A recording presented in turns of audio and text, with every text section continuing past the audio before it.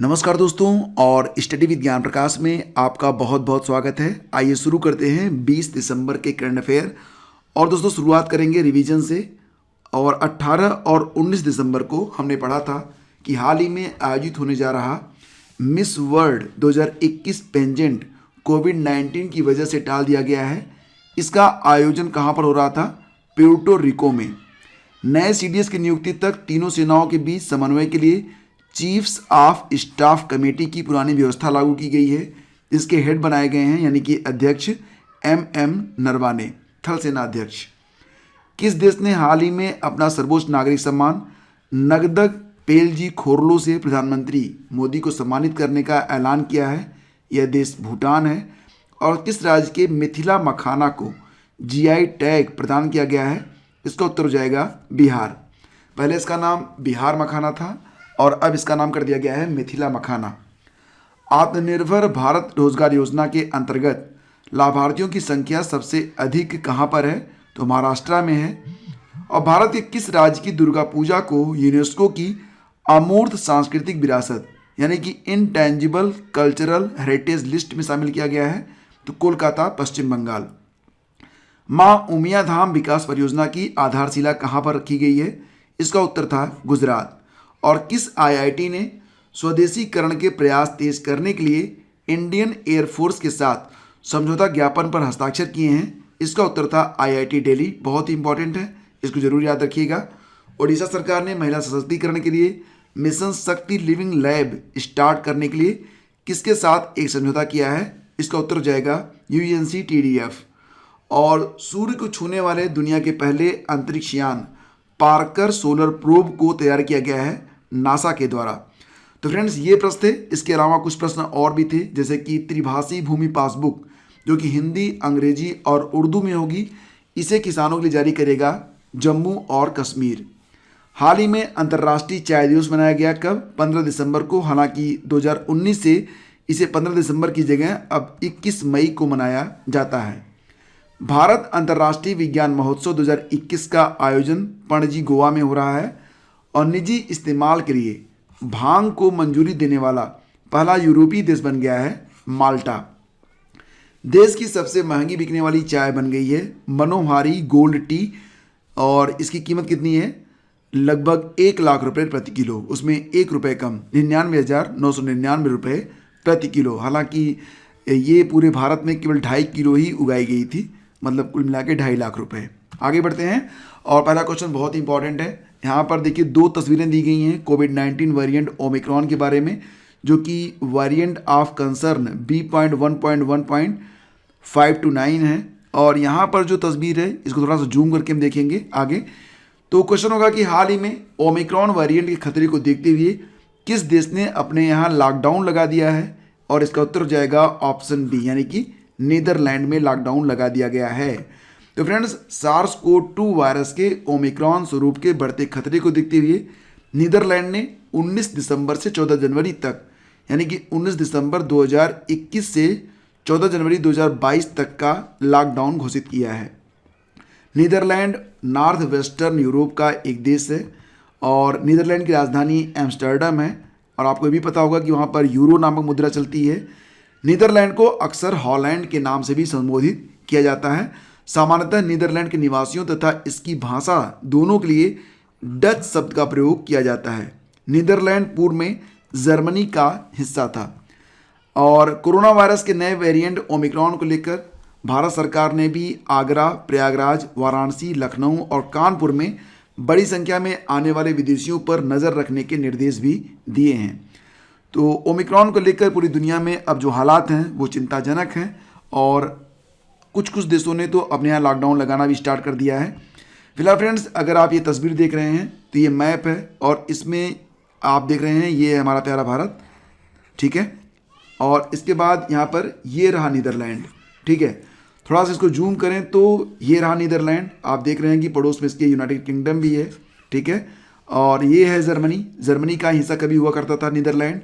ये डेनमार्क है, ये भी पता होगा आपको। नीचे फ्रांस दिखाई दे रहा है, स्विट्जरलैंड है, ऑस्ट्रिया है, इसके अलावा स्लोवाकिया है।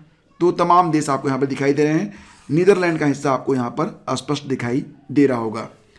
आगे बढ़ते हैं। अगला क्वेश्चन होगा, भारत की तीनों सेनाओं के लिए स्वदेशी सशस्त्र ड्रोन निर्माण का कार्य कौन सी कंपनी करेगी? तो फ्रेंड्स ये कार्य करेगा डीआरडीओ, यानी कि विकल्प बी इसका करेक्ट है। देखिए फ्रेंड्स, डीआरडीओ अगले 10 वर्षों में भारत में ही सशस्त्र ड्रोन बनाने का काम करेगा। डीआरडीओ अपने मानव विहीन विमानों को, खासकर रुस्तम G2 को सशस्त्र ड्रोन में बदलेगा। इन ड्रोन्स की मारक क्षमता लगभग 100 किलोमीटर तक की होगी, ठीक है। और तात्कालिक जरूरतों के लिए अमेरिका से 30 सशस्त्र प्रीडेटर खरीदे जाएंगे। इनकी कीमत कितनी होगी? लगभग $3 अरब होगी। और ये जो 30 सशस्त्र प्रीडेटर होंगे, इनको 10-10, यानी कि जो हमारी सेना के 3 हिस्से हैं उसमें 10-10 दिए जाएंगे तीनों सेनाओं को। वर्तमान थल सेना अध्यक्ष कौन है फ्रेंड्स? जनरल मनोज मुकुंद नरवाने। वायुसेना प्रमुख कौन है? Marshal V.R. चौधरी। और नौसेना प्रमुख कौन है? Admiral R. Hari Kumar. Time magazine ने एथलीट ऑफ द ईयर 2021 किसे चुना है? तो टाइम मैगजीन के द्वारा एथलीट ऑफ द ईयर 2021 चुना गया है। किसको? ये हैं सिमोन बाइल्स। कहाँ के हैं ये रहने वाली हैं अमेरिका की निवासी हैं। मशहूर जिम्नास्ट हैं सिमोन बाइल्स, जिनको टाइम्स पत्रिका ने वर्ष 2021 का सर्वश्रेष्ठ एथलीट चुना है।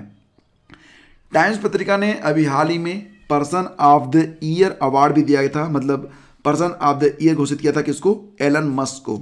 इसके अलावा heroes of the year declare किया गया था वैक्सीन साइंटिस्ट को, जिन्होंने वैक्सीन को बनाया। Entertainer of the year 2021 Olivia Rodrigo को घोषित किया गया था। हाल ही में अंतर्राष्ट्रीय प्रवासी दिवस यानी कि इंटरनेशनल माइग्रेंट्स डे मनाया गया था। कब मनाया गया था? 18 दिसंबर को, यानी कि विकल्प ए आपका यहाँ पर करेक्ट है। देखिए फ्रेंड्स, इसकी थीम रही मानव गतिशीलता की क्षमता और दोहन, यानी कि harnessing the potential of human mobility. 18 दिसंबर को एक दूसरा महत्वपूर्ण दिवस भी था, अल्पसंख्यक अधिकार दिवस, जिसकी थीम थी, क्या थीम थी इसकी? Cornerstone of democracy are inclusiveness, equality and minority rights, ठीक है। इसके अलावा 18 दिसंबर को ही विश्व अरबी दिवस मनाया गया था, विश्व अरबी भाषा दिवस, जिसकी थीम रही अरबी भाषा और सभ्यता का संचार। दिसंबर के कुछ प्रमुख दिवस एक बार फिर से रिकॉल करते हैं। 1 दिसंबर को मनाया गया था विश्व एड्स दिवस। 2 दिसंबर को विश्व कंप्यूटर साक्षरता दिवस। 3 दिसंबर विश्व विकलांग दिवस। 5 दिसंबर को विश्व मृदा दिवस और अंतर्राष्ट्रीय स्वयंसेवी दिवस। 7 दिसंबर को मनाया गया राष्ट्रीय सशस्त्र बल दिवस और अंतर्राष्ट्रीय नागरिक उड्डयन दिवस।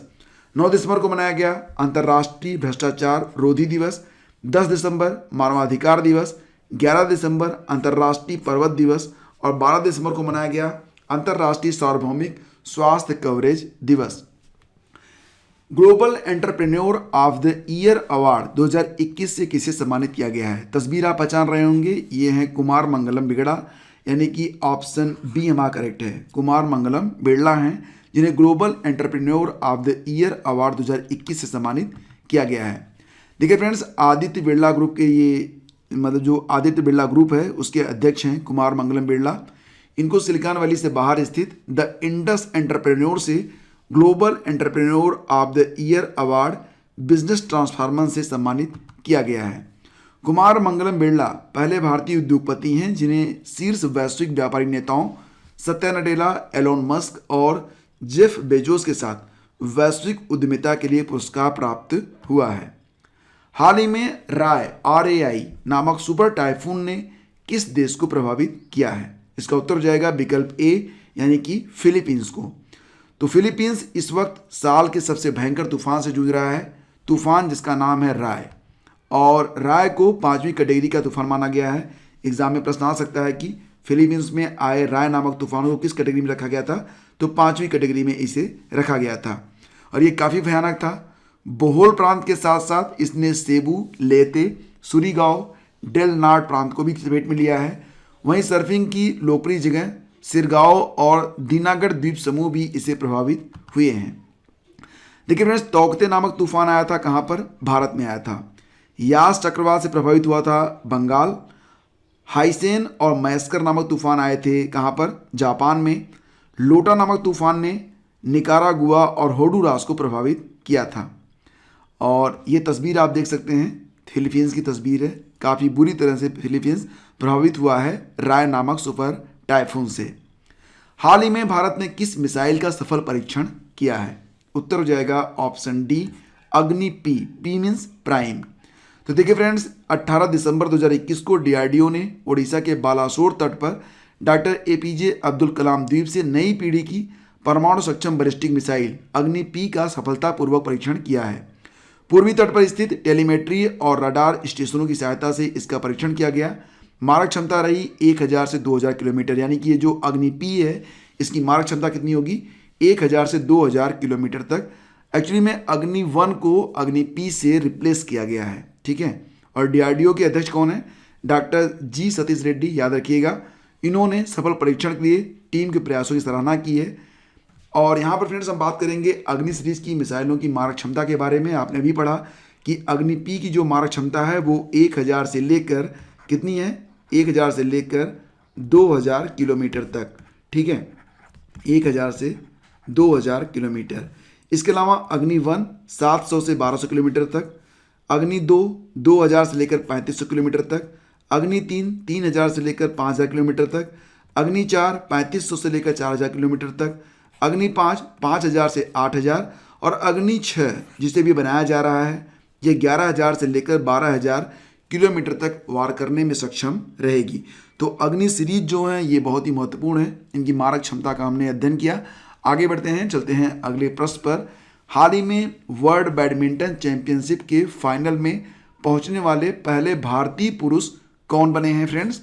तो इनका नाम है किदाम्बी श्रीकांत, यानी कि विकल्प बी यहाँ पर करेक्ट है।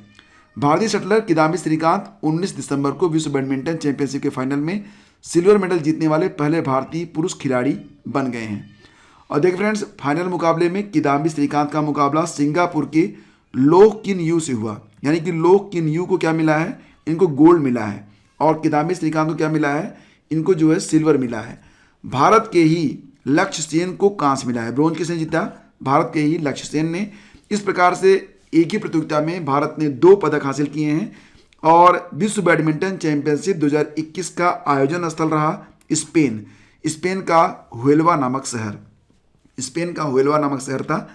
और आपको भी बता दें कि यहाँ पर भारत के ही लक्ष्य सेन और श्रीकांत का मुकाबला जो था वो सेमीफाइनल में हुआ था। फाइनल में लोह किन यू से मुकाबला हुआ, किसका? श्रीकांत का, किदाम्बी श्रीकांत का।